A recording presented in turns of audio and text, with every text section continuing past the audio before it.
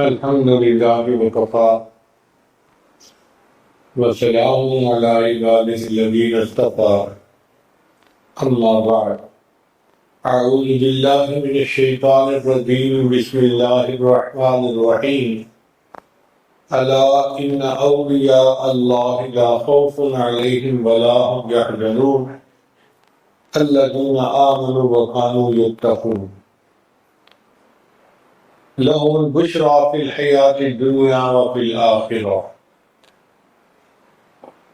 وقال الله تعالى في مقام آخر يا أيها الذين آمنوا اتقوا الله حق تقاته ولا تموتن إلا وأنتم مسلمون سبحان ربك رب العزة عما يصفون وسلام على المرسلين والحمد لله رب العالمين اللهم صل على سيدنا محمد وعلى آل سیدنا محمد وبارک وسلم۔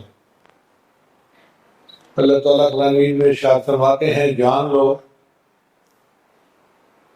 کہ جو اللہ کے اولیاء ہیں ان پر نہ کوئی خوف ہوتا ہے نہ کوئی حزن ہوتا ہے۔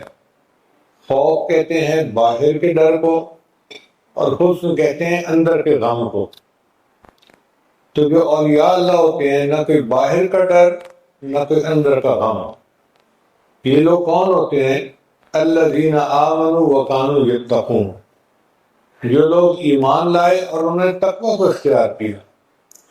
یعنی ایمان لانے کے بعد ایک شرط رکھی کہ جو متقی بن جاتا ہے وہ اللہ کا ولی بن جاتا ہے۔ اب یہ تقوی کیا چیز ہے؟ قرآن مجید پڑھتے ہیں تو پہلی آیت میں تقوی کا تذکرہ، الف لام میم ذالک الکتاب لا ریب فیہ ھدی للمتقین۔ اب ایک طالب علم جب قرآن مجید پڑھتا ہے تو وہ حیران ہوتا ہے کہ قرآن مجید کو تو گمراہوں کے لیے ہدایت والا ہونا چاہیے تھا، کافروں کے لیے، مشرکوں کے لیے، منافقوں کے لیے، اور اللہ فرماتے ہیں ھدی للمتقین، یہ متقیوں کے لیے ہدایت۔ تو مفسرین نے اس کا جواب دیا کہ تقوی کا ابتدائی درجہ یہ ہوتا ہے کہ انسان اخلاص کے ساتھ قرآن مجید کو پڑھے۔ جب تک نیت ٹھیک نہیں ہوگی اس کو قرآن مجید سے ہدایت نہیں مل سکتی۔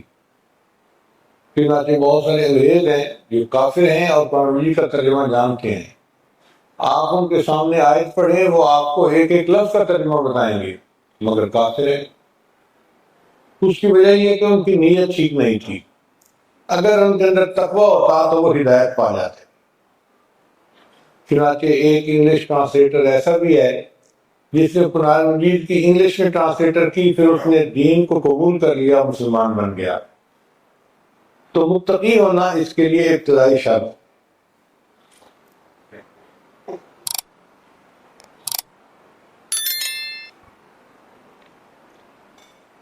تقوی جو ہے یہ کہتے ہیں کہ اللہ کے ڈر کی وجہ سے انسان گناہوں کو چھوڑ دے۔ اس لیے سورہ نساء اگر پڑھی جائے تو ہر 2-4 آیتوں کے بعد اتقوا اللہ اتقوا اللہ اتقوا اللہ، اتنا زیادہ اس میں تقوی اختیار کرنے کا حکم ہے کہ انسان حیران ہوتا ہے۔ اس کی بنیادی وجہ کیا ہے کہ میاں بیوی آپس میں محبت پیار کی زندگی اس وقت تک نہیں گزار سکتے جب تک ان کے دلوں میں تقوی نہیں ہوگا۔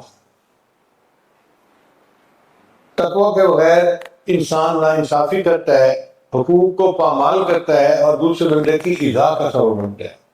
اس لیے فرمایا کہ تم تقوی اختیار کرو، تقوی اختیار کرو، تقوی اختیار کرو۔ حیرت کی بات تو یہ ہے ایک آیت میں 2 مرتبہ تقوی اختیار کرنے کا حکم۔ یا ایھا الذین آمنوا اتقوا اللہ ولتنظر نفس ما قدمت لغد واتقوا اللہ۔ اب دیکھیں آیت ایک ہے، شروع میں بھی اتقوا اللہ، دوسری مرتبہ پھر اتقوا اللہ۔ تو کوئی اہمیت ہے نا اس کی کہ اللہ رب العزت جو شہنشاہ ہیں، جو کائنات کے مالک خالق ہیں، وہ ایک فکرے میں 2 مرتبہ تقوی اختیار کرنے کا حکم فرماتے ہیں۔ چنانچہ ذنون مصری رحمۃ اللہ علیہ سے کسی نے پوچھا کہ حضرت تقوی کیا ہے؟ فرمانے لگے اگر انسان کے دل کی تمناؤں کو مجسم کر کے تشریح میں رکھیں اور سرے بازار کھلائیں تو اس کو کسی تمنا کے اوپر شرمندگی نہ ہو، اس کو تقویٰ کہتے ہیں۔ یعنی دل میں کوئی تمنا بھی ایسی نہ ہو کہ جو گناہ والی ہو۔ حضرت خواجہ بن مالک صدیقی رحمۃ اللہ فرمایا کرتے تھے کہ تقویٰ یہ ہے کہ انسان ایسی زندگی گزارے کہ قیامت کے دن کوئی اس کا گریبان پکڑنے والا نہ ہو، ایسی شریعت و سنت والی زندگی گزارے کہ قیامت کے دن کوئی اس کا گریبان پکڑنے والا نہ ہو، اس کو متقی کہتے ہیں۔ حضرت مرشد عالم رحمۃ اللہ فرمایا کرتے تھے اللہ کو راضی کرنے کی خاطر چھوٹے بڑے سب گناہوں کو چھوڑ دینا، اس کا نام تقویٰ ہے۔ ابن کعب رضی اللہ عنہ صحابی ہیں، بڑے عالم تھے، تو ایک مرتبہ امیر المومنین حضرت عمر رضی اللہ عنہ نے ان سے پوچھا کہ آپ مجھے بتائیں تقویٰ، تقویٰ کیا ہے؟ انہوں نے کہا اما سلکت طریقا ذا شوق، کیا آپ کسی ایسے راستے سے گزرے ہیں کہ جو خاردار ٹہنیوں والا راستہ ہو، جھاڑیوں کی نا ٹہنیاں، ان کا جی گزرا ہوں۔ پوچھا کیسے گزرتے ہیں؟ فرمانے لگے کہ بہت بچ بچا کے کہ میرا کپڑا کسی کانٹے میں الجھ نہ جائے۔ ان کا اسی کا نام تقویٰ ہے کہ آپ زندگی اس احتیاط کے ساتھ گزاریں کہ انسان کسی گناہ میں ملوث نہ ہو جائے۔ خلق ذنوب صغیرہا و کبیرہا زادت تقیٰ، گناہوں کو چھوڑ دے، چھوٹے ہوں یا بڑے ہوں، اس کا نام ہے تقویٰ۔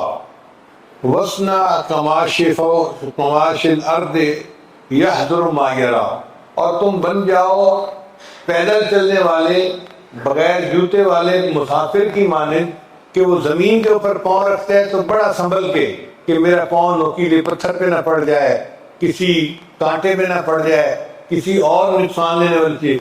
جس طرح احتیاط کے ساتھ ننگے پاؤں چلنے والا قدم رکھتا ہے، اس طرح شریعت کے اوپر احتیاط کے ساتھ چلنے والے کو متقی کہتے ہیں۔ قرآن مجید میں تقریباً 110 مرتبہ تقویٰ اختیار کرنے کا حکم دیا گیا ہے۔ چنانچہ انبیاء کرام کی بعثت کا مقصد بھی ان کی اتباع۔ وَمَا أَرْسَلْنَا مِن رَّسُولٍ إِلَّا لِيُطَاعَ بِإِذْنِ اللَّهِ۔ حضرت نوح علیہ السلام نے اپنی قوم کو فرمایا فَاتَّقُوا اللَّهَ وَأَطِیعُونِ، یہ وہ پیغام ہے جو سارے انبیاء نے اپنی امتوں کو دیا۔ حضرت شعیب علیہ السلام نے اپنی قوم سے فرمایا فَاتَّقُوا اللَّهَ وَأَطِیعُونِ۔ حضرت ہود علیہ السلام نے اپنی قوم سے فرمایا فَاتَّقُوا اللَّهَ وَأَطِیعُونِ۔ حضرت صالح علیہ السلام نے اپنی قوم سے فرمایا فَاتَّقُوا اللَّهَ وَأَطِیعُونِ۔ حضرت لوط علیہ السلام نے اپنی قوم سے فرمایا فَاتَّقُوا اللَّهَ وَأَطِیعُونِ۔ حضرت عیسیٰ علیہ السلام نے اپنی قوم سے فرمایا فَاتَّقُوا اللَّهَ وَأَطِیعُونِ۔ اور اللہ رب العزت نے قرآن مجید میں فرمایا وَلَقَدْ وَصَّيْنَا الَّذِينَ أُوتُوا الْكِتَابَ مِن قَبْلِكُمْ وَإِيَّاكُمْ أَنِ اتَّقُوا اللَّهَ، ہم نے وصیت کی تم سے پہلے والے اہل کتاب کو بھی اور تمہیں بھی یہ وصیت کرتے ہیں کہ تم تقوی اختیار کرو۔ اللہ اکبر کبیر، اس تقوی کی اہمیت کتنی ہے۔ اللہ فرماتے ہیں کہ ہم نے تم سے پہلے اہل کتاب کو بھی وصیت کی اور تمہیں بھی اس بات کی وصیت نصیحت کرتے ہیں کہ تم تقوی اختیار کرو۔ اب یہ تقوی کیا ہے؟ آئیے قرآن مجید سے ہم پوچھتے ہیں کہ جی ہمیں کھول کے بتائیے، تفصیل کے سمجھائیے کہ تقوی کیا ہوتا ہے۔ تو قرآن مجید اس کا جواب دیتا ہے لیس البر ان تولوا وجوہکم قبل المشرق والمغرب ولکن البر من آمن باللہ والیوم الآخر والملائکۃ والکتاب والنبیین وآتى المال على حبه ذوي القربى واليتامى والمساكين وابن السبيل والسائلين وفي الرقاب وأقام الصلاة وآتى الزكاة والموفون بعهدهم إذا عاهدوا والصابرين في البأساء والضراء وحين البأس أولئك الذين صدقوا وأولئك هم المتقون۔ جو یہ اعمال سارے کے سارے اپنانے والے لوگ ہیں، یہ ہیں سچے لوگ اور یہ ہیں جو متقی لوگ ہیں۔ تو ہمیں اپنی زندگی اس آیت مبارکہ کے مطابق بنا لینی چاہیے۔ چنانچہ تقوی پر اللہ تعالیٰ بہت انعام عطا فرماتے ہیں۔ سب سے پہلا انعام کہ اللہ تعالیٰ بندے کو علم عطا فرما دیتے ہیں۔ ارشاد فرمایا وَاتَّقُوا اللَّهَ وَيُعَلِّمُكُمُ اللَّهُ، تم تقوی اختیار کرو تمہیں اللہ علم عطا فرمائے گا. یعنی اللہ تعالیٰ اپنی طرف سے اس بندے کے سینے کو علم کے نور سے منور فرما دیتے ہیں جو متقی انسان ہوتا ہے. موقع کے مناسب صحیح بات وہ کرتا ہے, اس کے اندر ایک بہادری ہوتی ہے, جرأت ہوتی ہے, تقوی اس کو بے خوف بنا دیتا ہے. چنانچہ حجاج بن یوسف کے دربار میں ایک طالب علم آیا تو حجاج بن یوسف بہت ہی متکبر قسم کا بندہ تھا. اس نے طالب علم کو کہا, اے لڑکے تو جانتا ہے کہ میں کون ہوں؟ اس نے کہا میں جانتا ہوں کہ ثقیف کا تو شیطان ہے. اس کے قبیلہ بنو ثقیف تھا. تو طالب علم نے اتنے بڑے جابر حاکم کے سامنے صاف بات کر لی. حدیث مبارکہ میں افضل الجہاد کلمۃ الحق عند سلطان جائر, کہ افضل جہاد یہ ہوتا ہے کہ جابر سلطان کے سامنے سچ بات کر دی جائے. اس بچے نے بے خوف و خطر ہو کر کہہ دیا کہ تو ثقیف کا شیطان ہے. حجاج نے کہا تو دیوانہ ہے اور قابل علاج ہے, اچھا یہ بتا کہ امیر المومنین کے بارے میں کیا کہتا ہے؟ اس نے کہا امیر المومنین حضرت علی نانو پر اللہ رحمت فرمائے, وہ اللہ کے مقرر تھے. اس نے کہا نہیں, میری مراد عبد الملک بن مروان سے ہے, بادشاہ جس نے اس کو حاکم بنایا تھا. لڑکے نے جواب دیا کہ عبد الملک بن مروان نے تو اتنے گناہ کیے کہ زمین و آسمان بھی اس کو نہیں سما سکتے, اتنے گناہ ہیں. تو حجاج بن یوسف نے پوچھا اچھا بتا اس کا گناہ کون سا ہے؟ اس نے کہا سب سے پہلا گناہ تو یہ ہے کہ تیرے جیسے بندے کو اس نے حاکم بنا دیا. اس سے بڑا گناہ اور کون سا ہو سکتا ہے؟ تو رعایا کے مال اور خون کو حلال سمجھتا ہے, تجھ جیسا ظالم کو حاکم بنا دیا, اس سے بڑا گناہ وہ اور کیا کر سکتا ہے؟ اب حجاج نے اپنے ادھر ادھر ساتھیوں کو دیکھا کہ اس لڑکے کے بارے میں کیا کہتے ہو. انہوں نے کہا کہ یہ بندہ باغی ہو چکا ہے, اس کو قتل کروا دینا چاہیے. جب انہوں نے یہ مشورہ دیا کہ اس کو قتل کروا لیا جائے تو لڑکے نے فوراً جواب دیا کہ حجاج بن یوسف تیرے بھائی فرعون کے مصاحب تیرے مصاحبوں سے زیادہ اچھے تھے. انہوں نے فرعون کو یہ مشورہ دیا تھا کہ موسیٰ علیہ السلام اور ہارون علیہ السلام کے قتل میں جلدی نہ کرنا, اور تیرے مصاحب مشورہ دے رہے ہیں کہ جلدی کرنا. اس کا مطلب تیرے بھائی کے مصاحبوں سے تیرے مصاحب زیادہ جو ہے وہ نالائق ہیں. اب ایسا جواب سن کے حجاج بن یوسف کے دل میں اس کے ساتھ تھوڑی سی نرمی پیدا ہو گئی. تو حجاج بن یوسف نے کہا کہ اچھا میں نے تمہارے لیے ارادہ کیا ہے کہ 4000 دینار میں دوں گا تاکہ تم اپنی ضروریات پوری کر سکو. اس نے کہا کہ مجھے درہم دینار کی کوئی ضرورت نہیں, میں دعا کرتا ہوں اللہ تیرا منہ سفید کرے اور تیرے ٹخنے بلند کرے. اب اس بات کو سن کر حجاج بن یوسف کہنے لگا کہ تمہیں پتہ ہے اس لڑکے نے کیا کی ہے؟ ان کا نہیں. اس نے کہا اس نے مجھے بد دعا دی ہے, اللہ تیرا منہ سفید کرے, اس سے مراد اللہ تجھے برس کی مرض میں مبتلا کرے, اور تیرے ٹخنے بلند کرے, اللہ تجھے سولی پہ لٹکائے. یہ جرأت اور یہ بہادری اس طالب علم کے اندر کیسے آئی؟ تقویٰ کی وجہ سے آئی. اللہ نے اس کو علم کا نور دیا تھا اور بہادری دی تھی, اور وہ حق کی بات کہنے میں کسی کی ملامت کی پرواہ نہیں کرتا تھا. پھر دوسری چیز جو تقویٰ پر ملتی ہے اس کا نام ہے معیت خداوندی. اللہ تعالیٰ فرماتے ہیں ان اللہ مع المتقین, اللہ تعالیٰ تو متقیوں کے ساتھ ہے. اور جب اللہ متقی کے ساتھ ہوتا ہے پھر اللہ اس بندے کی حفاظت بھی فرماتا ہے. آپ غور کیجئے, نبی علیہ السلام اور سیدنا صدیق اکبر عنہ غار ثور کے اندر ہیں اور کفار غار ثور کے دروازے پر پہنچ گئے. صدیق اکبر عنہ فرماتے ہیں اگر وہ تھوڑا جھک کر دیکھ لیتے تو ان کی نگاہیں ہم پر پڑ جاتی, ہم ان کی باتیں سن رہے تھے, اتنا قریب تھے. مگر اللہ رب العزت نے اپنے حبیب صلی اللہ علیہ وسلم کی حفاظت فرما دی. ہوا کیا کہ غار کے دروازے کے اوپر ایک مکڑی نے جالا بن دیا اور ایک کبوتری نے انڈے دے دیے. انہوں نے جب غار کو دیکھا تو انہوں نے کہا اس کے اوپر تو جالا لگا ہوا ہے مکڑی کا, لگتا ہے کوئی بندہ اس میں داخل ہی نہیں ہوا. اللہ نے اپنی قدرت دکھا دی کہ دیکھو گھروں میں سب سے کمزور گھر مکڑی کا ہوتا ہے، ان اوہن البیوت لبیت العنکبوت، اور میں اس کمزور سی دیوار کے ساتھ اپنے محبوب کی حفاظت کر کے دکھا دیتا ہوں، دنیا والوں تم اس دیوار کو نہیں توڑ سکتے۔ سیدنا موسیٰ علیہ السلام اپنی قوم کو لے کر دریا نیل کے کنارے پر پہنچے تو پیچھے سے فرعون بھی اپنے لاؤ لشکر کو لے کر پہنچ گیا۔ قال اصحاب موسیٰ انا لمدرکون، کہا موسیٰ علیہ السلام کے صحابہ نے اب ہم دھر لیے گئے، اب تو پکڑے گئے، آگے دریا ہے اور پیچھے فرعون کی فوج کا دریا ہے، اب کہاں جائیں گے؟ اس وقت ایک یقین بری آواز اٹھی، حضرت موسیٰ علیہ السلام نے فرمایا کلا، ہرگز نہیں، ان معی ربی سیہدین، میرا رب میرے ساتھ ہے، وہ ضرور میری رہنمائی فرمائے گا۔ چنانچہ اللہ رب العزت کی مدد آئی، اللہ نے دریا نیل میں راستے بنا دیے اور بنی اسرائیل والے ان 12 راستوں میں سے گزر گئے۔ جب فرعون گزرنے لگا اللہ نے ان کو پانی کے اندر غرق کر لیا۔ تو جب اللہ ساتھ ہوتا ہے، اللہ قدم قدم پہ اپنے ایسے بندے کی حفاظت فرماتا ہے، اس کی مدد فرماتا ہے اور اس کو کامیاب کر کے دکھاتا ہے۔ پھر تقویٰ کا ایک فائدہ یہ بھی ہے، ہر تنگی میں آسانی ہوتی ہے۔ اللہ فرماتے ہیں وَمَن يَتَّقِ اللَّهَ يَجْعَل لَّهُ مِنْ أَمْرِهِ يُسْرًا، جو متقی بنتا ہے اللہ اس کے کاموں میں اس کے لیے آسانیاں پیدا فرماتے ہیں۔ وہ کوئی ٹارگٹ اچیو کرنا چاہتا ہے، کوئی اپنا مقصد پورا کرنا چاہتا ہے، اللہ مقصد کا حصول اس بندے کے لیے آسان فرما دیتے ہیں۔ پھر اللہ تعالیٰ تقویٰ کی وجہ سے تنگی سے انسان کو نکال دیتے ہیں۔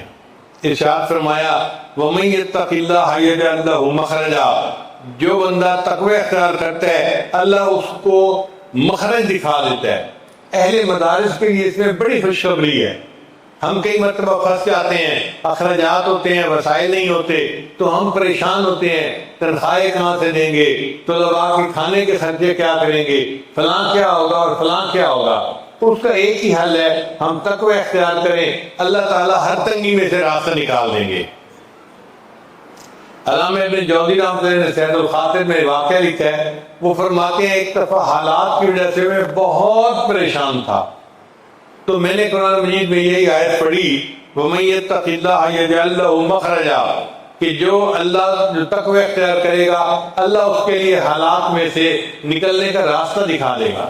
وہ کہتے ہیں کہ میں نے قرآن مجید رکھا اور اللہ کے سامنے نیت کی، اے اللہ میں آئندہ تقوی کی زندگی اختیار کروں گا، تو مجھے اس مشکل میں سے نکال دے۔ فرماتے ہیں صرف نیت کرنے کی وجہ سے اللہ نے اس تنگی کو آسان کر دیا اور میرے لیے خروج کا راستہ نکال دیا۔ تو تقوی اختیار کرنا اللہ کو اتنا پسندیدہ ہے، اللہ بندے کے لیے پریشانیوں میں سے راستہ نکال دیتا ہے۔ پھر رزق کے بے گمان ملنا، کہ اللہ تعالیٰ ایسی طرف سے رزق دیتا ہے جس کا ان کو گمان ہی نہیں ہوتا۔ اورنگزیب عالمگیر ایک بادشاہ گزرے ہیں، بڑے عالم تھے، صاحب نسبت تھے۔ ان کے استاد کا نام تھا ملا جیواں رحمۃ اللہ علیہ۔ ملا جیواں رحمۃ اللہ علیہ کی بڑی جائیداد تھی، وہ بڑی بلڈنگ کے مالک تھے، زرعی زمینوں کے مالک تھے، اور جیسے کوئی بڑا سیٹھ آدمی ہوتا ہے نا، ایسے ان کا حال تھا۔ ایک شہزادے نے ان کی شکایت بادشاہ کو کی کہ جی یہ بادشاہ کا پیر ہے اور اتنی جائیداد کا مالک ہے، تو ہمیں یہ لگتا ہے کہ یہ لوگوں کو ورغلا کے ان سے پیسے لے لیتا ہے اور اس نے اتنی جائیداد اکٹھی کر لی ہے۔ تو اورنگزیب عالمگیر نے فیصلہ کیا کہ میں ملا جیواں رحمۃ اللہ علیہ اگرچہ میرے استاد ہیں مگر میں ان سے پوچھوں گا کہ یہ استاد آپ نے کیسے جو ہے وہ جائیداد بنا لی۔ تو انہوں نے ملا جیواں کو پیغام بھیجا کہ جی آپ ملنے کے لیے تشریف لائیے۔ اب ملا جیواں رحمۃ اللہ دربار میں آیا، اورنگزیب عالمگیر نے اٹھ کر ان کا استقبال کیا، پاس بٹھایا، سلام کیا، محبت سے بات کی اور یہ کہا جی کہ آپ مجھے یہ بتا دیجئے کہ آپ تو ایک فقیر آدمی ہیں، پڑھاتے ہیں طلباء کو، آپ اتنی جائیداد کے مالک کیسے بن گئے؟ تو ملا جیواں رحمۃ اللہ نے فرمایا کہ آپ کو یاد ہوگا میں پچھلی مرتبہ آپ کو ملنے کے لیے آیا تھا، آپ نے مجھے ایک چونی ہدیے میں دی تھی۔ ان کا ہاں۔ کہنے لگے وہ چونی میں نے جا کے اپنی بیوی کو دی تھی اور کہا تھا کہ اس کو کسی اچھے کام پہ لگا دو تاکہ اللہ ہمارے لیے رزق میں آسانی کر دے۔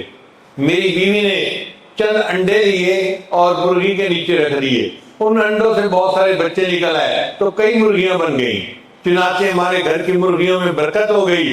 پھر مرغیوں کے ساتھ میری بیوی نے ایک بکری خرید لی، اللہ نے بکریوں کا ریوڑ بنا دیا۔ پھر بکریوں سے ہم نے ایک گائے خرید لی، اللہ نے گائے کا ریوڑ بنا دیا۔ گائے بڑھتے بڑھتے اتنی بڑی کہ میں گائے کو سیل کرتا تھا اور زرعی زمین خریدتا تھا۔ پھر اللہ نے میری زرعی زمین کے کاروبار میں برکت دی اور ایک زمین میں کم قیمت پہ خریدتا تھا، اس کی قیمت بڑھ جاتی تھی۔ تو اللہ تعالیٰ نے آج مجھے اتنا کروڑ پتی بنا دیا، مگر میری انویسٹمنٹ وہ 54 ہے جو آپ ہی نے مجھے دی تھی۔ اورنگزیب عالمگیر نے کہا کہ اچھا استاد جی اب ذرا میری بات بھی سن لیجیے۔ اس نے اپنا ایک خادم بھیجا کہ جاؤ فلاں جگہ پہ جو ایک ہندو ہے نا اس کو بلا کے لاؤ اور اس کو کہو کہ پچھلے سال کا پورا ریکارڈ اب خرچے کا ساتھ لے کے آئے۔ تھوڑی دیر میں وہ ہندو آ گیا، اس نے کہا بادشاہ سلامت آپ نے کیوں بلایا ہے؟ بادشاہ سلامت نے کہا کہ آپ نے پچھلے سال اپنے مکان کی چھت کو ریپیئر کروایا تھا، اس کا خرچہ کتنا ہے؟ اس نے کہا یہ 54۔ اس نے کہا مجھے اس کی ڈیٹیل بتاؤ۔ اس نے کہا جی بہت بارش تھی اور میری چھت میں سے پانی ٹپک رہا تھا اور میری بیوی مجھ سے جھگڑا کر رہی تھی، آپ گھر کی طرف توجہ نہیں دیتے، چھت ٹپک رہی ہے، بچے نیچے سوئے ہوئے ہیں، ہم جائیں تو کہاں جائیں، آپ جلدی سے اس چھت کی ریپیئر کروائیں۔ کہنے لگے اس بارش کے موسم میں وہ ہندو جو تھا وہ اپنے گھر کے باہر جھانک کر دیکھنے لگا کہ کوئی بندہ کام کرنے والا مل جائے، تو اس کو ایک نوجوان قریب ملا۔ اس نے نوجوان سے پوچھا اے نوجوان تم مزدوری کرو گے؟ تو نوجوان نے کہا ہم تو دنیا میں پیدا ہی مزدوری کے لیے ہوئے ہیں، مزدوری ہے کون سی؟ اس نے کہا میں تمہیں کدال دیتا ہوں اور ایک جو ہے نا وہ اور چیز دیتا ہوں اور اتنی مٹی اکھاڑو اور اس کو میری چھت کے اوپر بچھا دو تاکہ پانی ٹپکنا بند ہو جائے۔ اس بندے نے 2 گھنٹے محنت کر کے آپ کی چھت کے اوپر مٹی بچھائی تھی اور سخت سردی برداشت کی، بارش برداشت کی، مگر مشقت کے ساتھ اس نے یہ کام کر لیا۔ جب اس نے کام کر لیا تو اس نے اپنی مزدوری مانگی تو آپ نے کہا کہ میرے پاس پیسے تو نہیں ہیں، دکان پہ ہیں، کل آ کے لے جانا۔ اس نوجوان نے جواب دیا میں ایک دفعہ جب کہیں سے چلا جاتا ہوں تو دوبارہ پھر وہاں نہیں آیا کرتا، آپ مجھے جو دینا ہے ابھی دو۔ تو میرے پاس ایک 54 تھی، میں نے اس مزدور کو کہا کہ یہ 54 لو اور چلے جاؤ۔ بادشاہ نے کہا ہاں تم نے اس کو 54 دی تھی استاد جی، وہ مزدور بیٹھا، میں نے اس کے گھر کی چھت کو ریپیئر کیا تھا اور مجھے اس پر یہ رزق حلال ایک 54 لی تھی۔ جب آپ میرے پاس آئے تو میں نے آپ کو ہدیے کے طور پہ وہ 54 دی، اس 54 میں اللہ نے برکت ڈالی، آج آپ کروڑوں کی جائیداد کے مالک بن گئے ہیں۔ اللہ ایسی طرف سے رزق دیتا ہے جس کا بندے کو گمان ہی نہیں ہوتا۔ پھر اس تقویٰ کی وجہ سے اللہ تعالیٰ بندے کو عزت عطا فرماتے ہیں۔ چنانچہ اللہ فرماتے ہیں ان اکرمکم عند اللہ اتقاکم، بے شک اللہ کے نزدیک سب سے زیادہ اکرام والا وہ ہے جو متقی ہے۔ تو جو جتنا متقی ہوگا وہ اللہ کے نزدیک اتنا عزت والا ہوگا۔ نہ عربی کو فضیلت عجمی پر، نہ عجمی کو فضیلت عربی پر، نہ گورے کو کالے پر، نہ کالے کو گورے پر۔ اگر اللہ کے ہاں کسی کو عزت ہے تو وہ تقویٰ کی وجہ سے ہے۔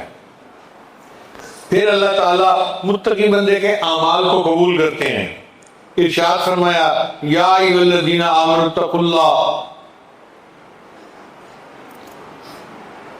اے ایمان والو تقوی اختیار کرو، وقولوا قولا سدیدا یصلح لکم اعمالکم، اللہ تمہارے اعمال کو ٹھیک کر دیں گے، سیدھا کر دیں گے، تمہارے اعمال کو قبولیت مل جائے گی۔ تو تقوی کی وجہ سے بندے کے اعمال قبول ہوتے ہیں اور گناہوں کی اللہ تعالیٰ مغفرت فرما دیتے ہیں۔ ارشاد فرمایا وَيَغْفِرْ لَكُمْ ذُنُوبَكُمْ، اور اللہ متقی بندے کی تمام لغزشوں کو معاف فرما دیتے ہیں۔ پھر ایک اور بڑی نعمت ہے جو متقی بندے کو اللہ کی طرف سے ملتی ہے۔ اللہ فرماتے ہیں یا ایھا الذین آمنوا ان تتقوا اللہ یجعل لکم فرقانا، اے ایمان والو اگر تم تقوی اختیار کرو گے تو اللہ تمہیں فرقان عطا فرمائے گا۔ فرقان ایک نور ہوتا ہے، فراست ہوتی ہے، بصیرت ہوتی ہے، جس سے انسان فرق بین الحق والباطل کر لیا کرتا ہے کہ یہ ٹھیک ہے اور یہ غلط ہے، ٹھیک اور غلط کی تمیز کا ہونا یہ بڑی نعمت ہے، انسان پھر غلط فیصلے کرنے سے بچ جاتا ہے۔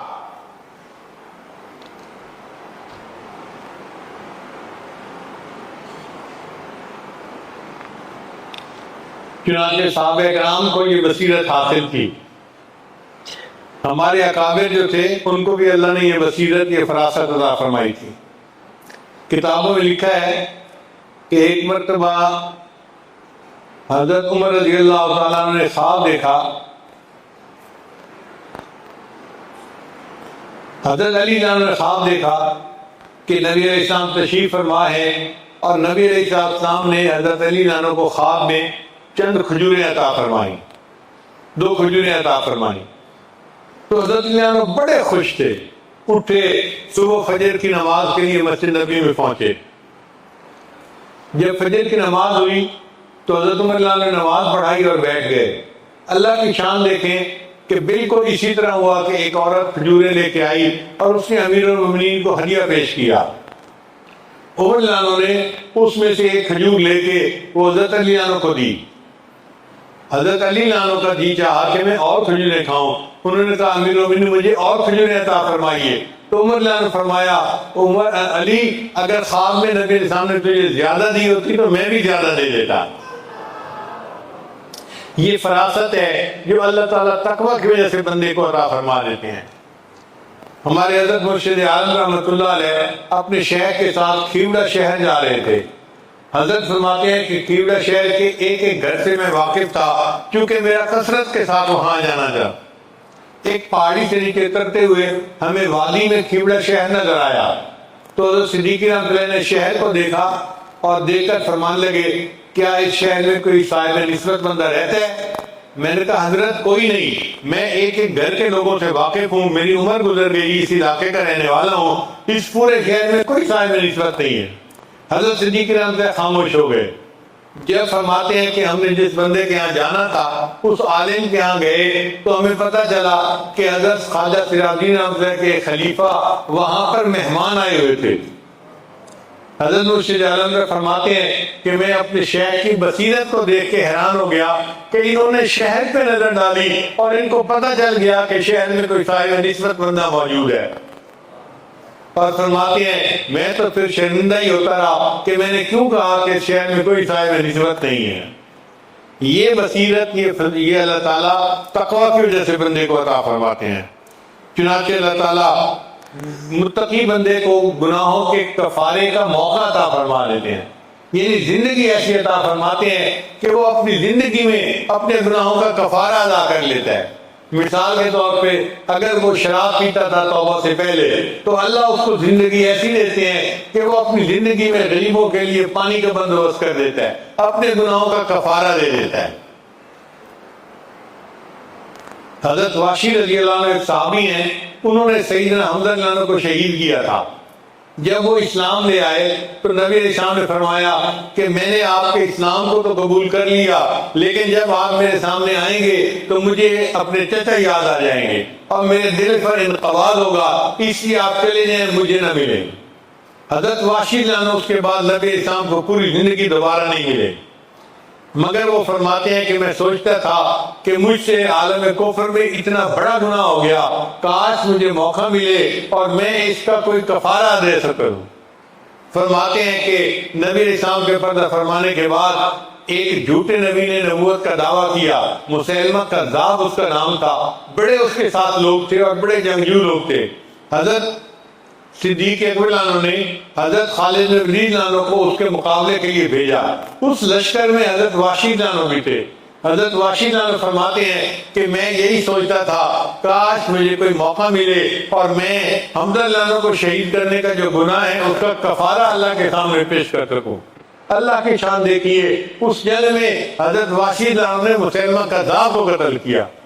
وہ فرماتے تھے یہ اللہ کا میرے اوپر احسان ہوا کہ جتنا بڑا گناہ مجھ سے ہوا تھا اللہ نے اتنی بڑی نیکی کروا کے میرے گناہ کا کفارہ کر دیا۔ تو متقی بندے کو اللہ زندگی میں اپنے گناہوں کے کفارے کی توفیق عطا فرما دیتے ہیں۔ پھر متقی بندے کو اللہ دشمن کی شرانگیزیوں سے بچاتے ہیں۔ ارشاد فرمایا ان تصبروا وتتقوا لا یضرکم کیدہم شیئا، کہ میرے محبوب اگر تم صبر کرو گے اور تقوی اختیار کرو گے تو اللہ تعالیٰ ان سازشوں سے اور شر انگیزیوں سے آپ کی حفاظت فرمائیں گے۔ بہت سارے لوگ میرے پاس آتے ہیں اور یہی کہتے ہیں ہمیں جی فلاں نے تنگ کر دیا، فلاں نے تنگ کر دیا، کاروباری شیئر ہولڈر نے تنگ کر دیا، پڑوسی نے تنگ کر دیا۔ میں ان کو ہمیشہ یہی کہتا ہوں ان تتقوا اللہ، کہ اگر تم ان تصبروا وتتقوا لا یضرکم کیدہم شیئا، اگر تم صبر کرو گے اور تقوی اختیار کرو گے تو کوئی بندہ تمہیں نقصان پہنچا نہیں سکتا، اللہ تعالیٰ تمہاری حفاظت کرے گا۔ اور الحمدللہ ہزاروں لوگوں کو میں نے ان شر انگیزیوں سے بچتے ہوئے آنکھوں سے دیکھا ہے۔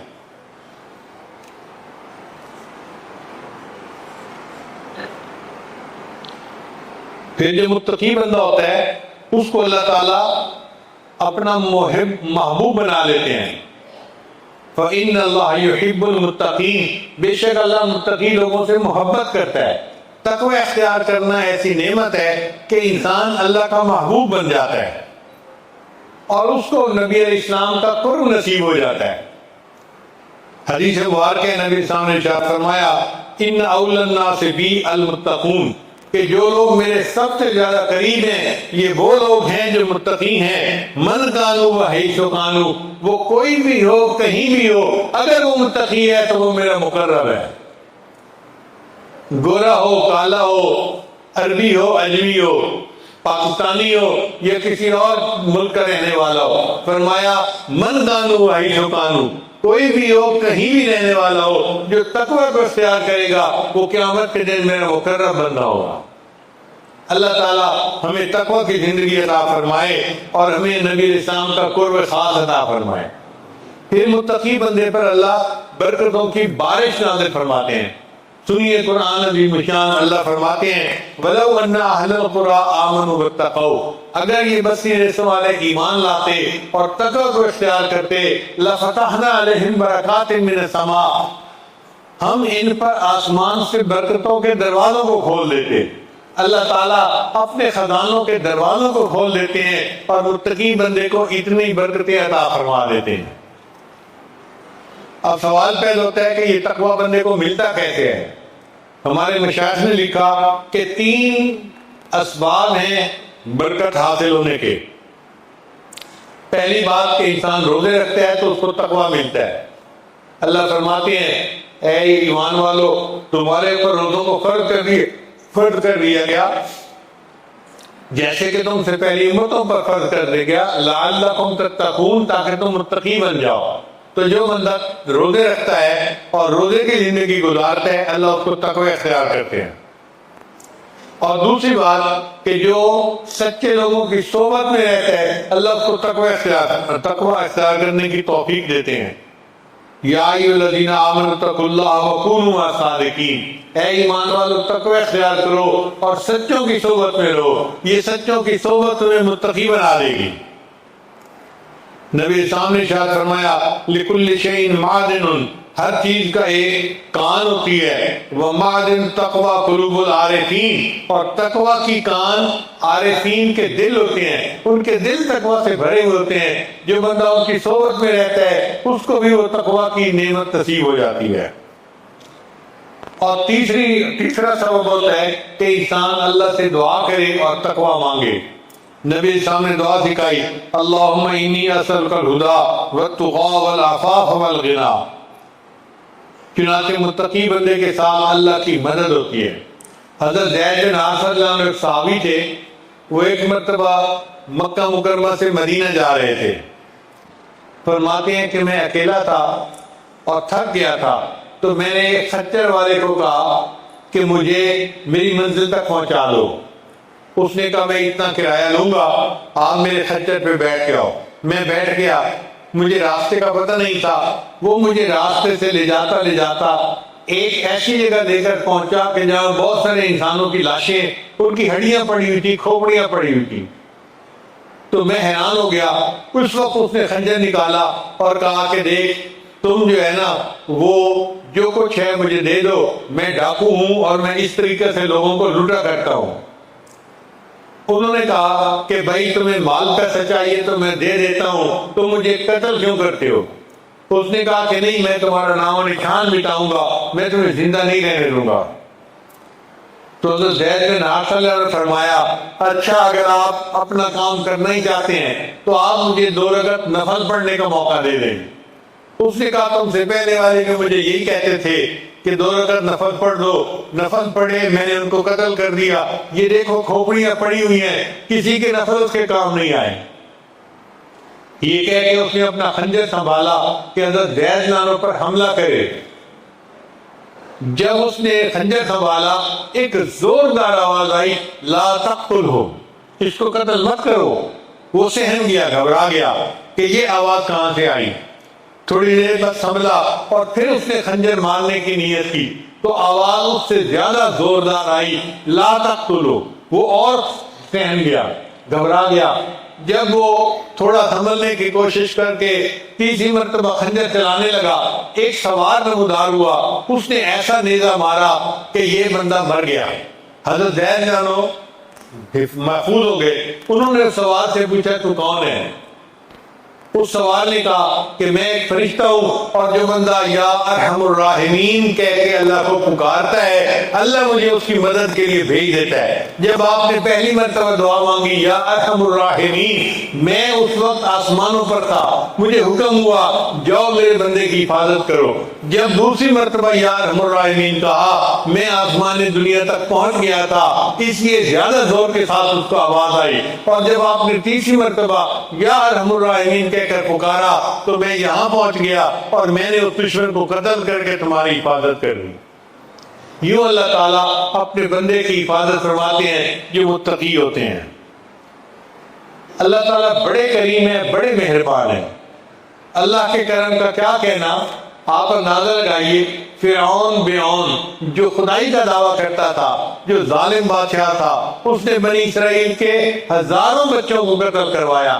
ایسا قاتل اور ظالم بادشاہ ایک مرتبہ پھنس گیا، قحط آ گیا، دریائے نیل کا پانی خشک ہو گیا اور اب کوئی صورت نظر نہیں آتی تھی۔ چنانچہ لوگوں کے نمائندے بادشاہ کے پاس آئے اور کہنے لگے جی آپ تو خدائی کے دعوے کرتے ہیں اور ہم پانی کو ترس رہے ہیں اور پانی نہیں ہے، آپ کوئی انتظام کریں کہ ہمیں پانی مل جائے۔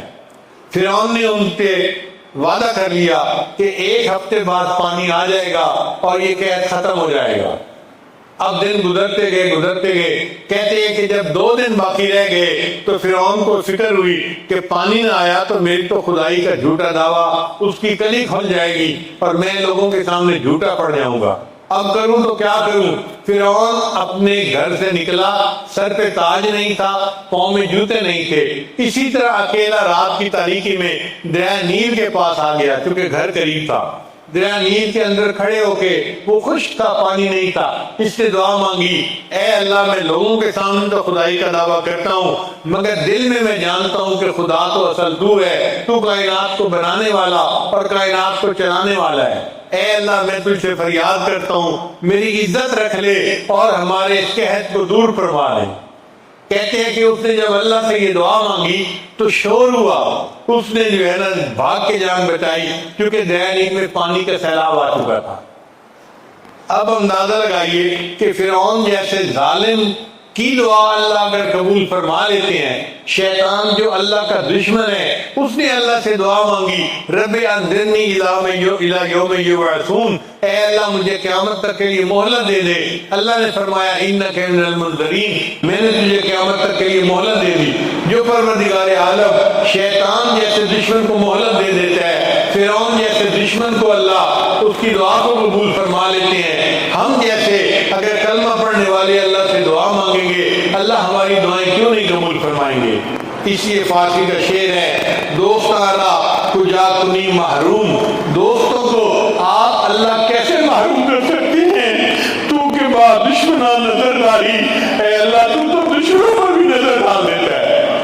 جب تو دشمنوں پر ایسی نظر ڈالتا ہے تو اتنا رحیم و کریم ہے، اے اللہ ہم تو کلمہ پڑھنے والے آپ کے دوست ہیں، تو ہمیں کیسے محروم کر سکتا ہے؟ تو دعا ہے اللہ تعالیٰ آج کی محفل میں ہم پر خاص رحمت کی نظر فرمائے، ہمیں تقویٰ کی زندگی عطا فرمائے اور اللہ تعالیٰ ہماری دعاؤں کو اپنی رحمت سے قبول فرمائے۔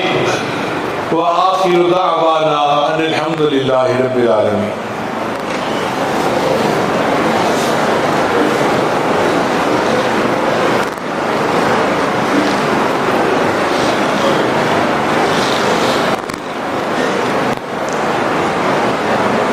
بہت سارے دوست بیت کی نیت سے آئے ہوئے ہیں دور قریب سے، تو یہ آج توبہ کے کلمات پڑھائے گا۔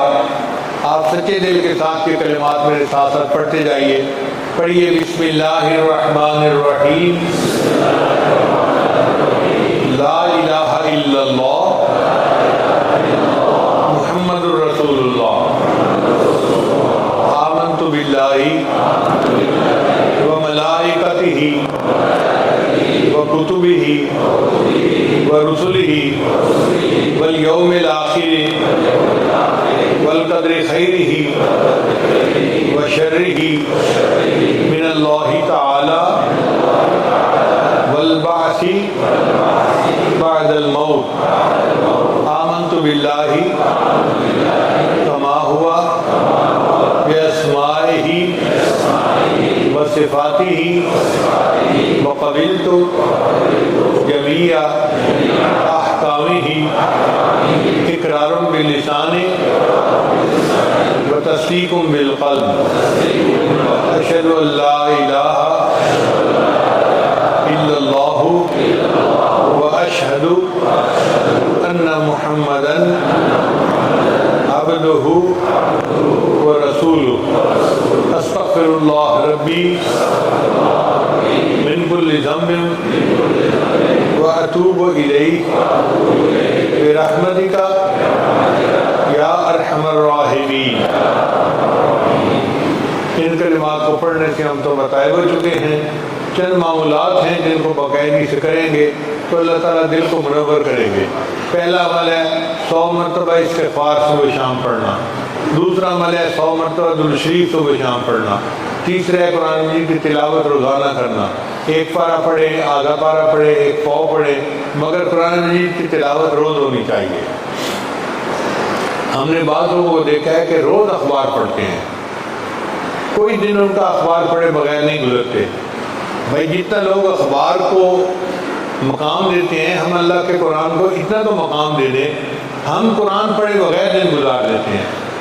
تو نیت کر لیں کہ آج کے بعد جو مرضی ہو جائے ہم نے قرآن مجید ضرور کھولنا ہے اور پڑھنا ہے، بھلے ایک صفحہ ہی آپ پڑھ لیں، ایک رکوع ہی پڑھ لیں، مگر پڑھیں ضرور۔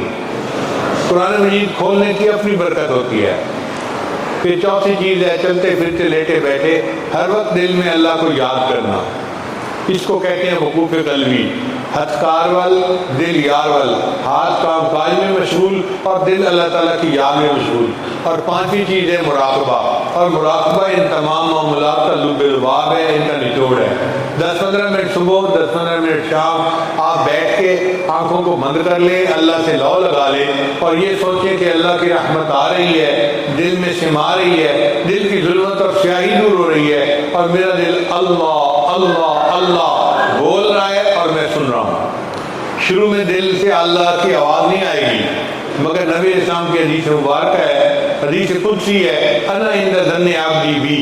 اللہ فرماتے ہیں میں بندے کے ساتھ اس کے گمان کے مطابق معاملہ کرتا ہوں۔ جب بندہ یہ گمان لے کے بیٹھتا ہے کہ میرا دل اللہ اللہ کہہ رہا ہے تو اللہ اللہ اس کے دل کو اللہ اللہ کے حلوا دیتے ہیں اور بندہ اس کو سنتا ہے۔ اس کو ذکر قلبی، ذکر خفی، ذکر سری کہتے ہیں۔ چنانچہ آپ مراقبہ کریں گے تو اس کے اثرات میں سے بہترین اثر یہ ہے کہ دل میں اللہ کی محبت بڑھتی ہے۔ آپ خود اللہ کی محبت کی وارنس کو محسوس کریں گے اور دل گواہی دے گا کہ میرے دل میں اب اللہ کی محبت میں اضافہ ہو گیا ہے۔ اللہ تعالیٰ ہمارے دلوں کو اپنی محبت سے لبریز فرما دے۔